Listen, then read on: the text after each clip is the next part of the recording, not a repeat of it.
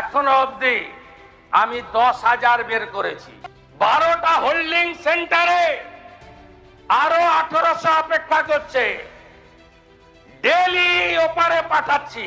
বাংলাদেশকে ঘিরে আবারও নতুন বিতর্কের কেন্দ্রবিন্দুতে পশ্চিমবঙ্গের বিরোধী দলনেতা শুভেন্দু অধিকারী। অবৈধ বাংলাদেশি অভিবাসন ইস্যুতে এবার তিনি এমন এক দাবি করেছেন যা দুই বাংলার রাজনৈতিক অঙ্গনেই নতুন আলোচনার জন্ম দিয়েছে। কয়েক মাস আগেও যেখানে তিনি কয়েক হাজার অনুপ্রবেশকারীর কথা বলেছিলেন, এবার সেই সংখ্যা বাড়িয়ে প্রায় 10,000 বলে দাবি করেছেন।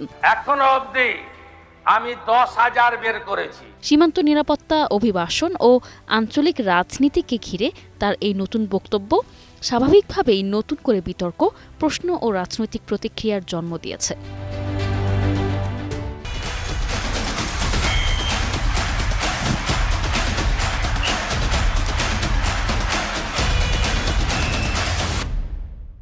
কিছুদিন আগেও শুভেন্দু অধিকারী দাবি করেছিলেন প্রায় 4,800 অবৈধ বাংলাদেশি অভিবাসীকে বাংলাদেশে ফেরত পাঠানো হয়েছে। এবার সেই সংখ্যা বাড়িয়ে 10,000-এ পৌঁছেছে বলে দাবি করেছেন তিনি। তবে মানবাধিকার সংগঠনগুলোর একাংশ এ দাবির সত্যতা নিয়ে প্রশ্ন তুলেছে। তাদের দাবি, সীমান্তে বিজিবি নিয়মিত কথিত পুশ ইন প্রতিহত করছে এবং অনেক সন্দেহভাজন বাংলাদেশি পরিবারকে 0 পয়েন্টে দীর্ঘ সময় অনিশ্চয়তার মধ্যে থাকতে হচ্ছে। বুধবার শুভেন্দু জানান, সীমান্তবর্তী থানাগুলো বিএসএফ এর সহযোগিতায় অবৈধ অভিবাসীদের শনাক্ত করে হোল্ডিং সেন্টারে পাঠাচ্ছে। সেখান থেকে প্রয়োজনীয় প্রক্রিয়া অনুসরণ করে তাদের বাংলাদেশে ফেরত পাঠানো হচ্ছে বলে তিনি দাবি করেন। একই সঙ্গে ভোটার তালিকা থেকে বাদ পড়া নামগুলো নিয়েও কাজ চলছে বলেও জানান তিনি।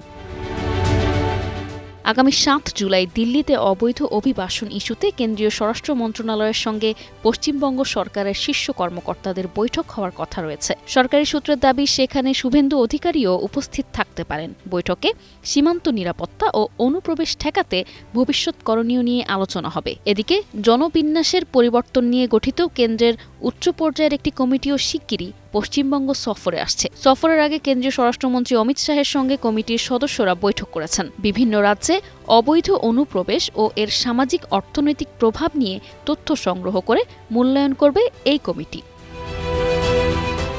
নিশা আলম, ডেস্ক রিপোর্ট, 21 টেলিভিশন।